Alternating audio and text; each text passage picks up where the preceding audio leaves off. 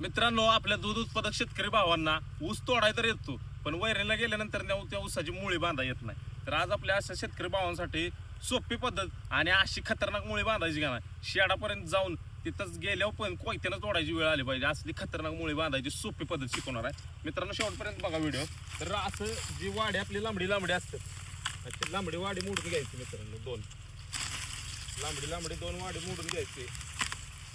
अशी वाडी घेतली की आपण ज्या उभं राहिलोय, तुम्ही लेफ्टी असेल राईटी असेल, तर या बाजूनं असं मुळीला हे बघा असं वाडं खाल्लं घालायचं.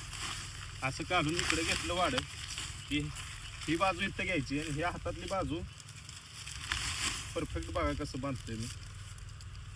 ही बाजू अशी घेऊन इथं फिरवायची. इथं फिरवल्यानंतर इथं एक असा तिडा द्यायचा आणि हे तिडा असं गाठ द्यायची परफेक्ट. आणि परत नाही मित्रांनो, ह्या गाठीला एक हात लावायचा आणि हे जो देठ आहे तो असा वाढायचा आणि इथं ऊसामध्ये घालायचा. दुसऱ्या वाड्यानं पुढल्या बाजूला दुसरं मुळं बांधताना सेम तीच पद्धत करायची. असं बांधायचं, खालून एक तिडा घ्यायचा, दांडा पकडायचा, एक हातानं गाठ पकडायची, अशी मजबूत मुळी बांधून हे असं ऊसामध्ये खावायचं. झाली का परफेक्ट.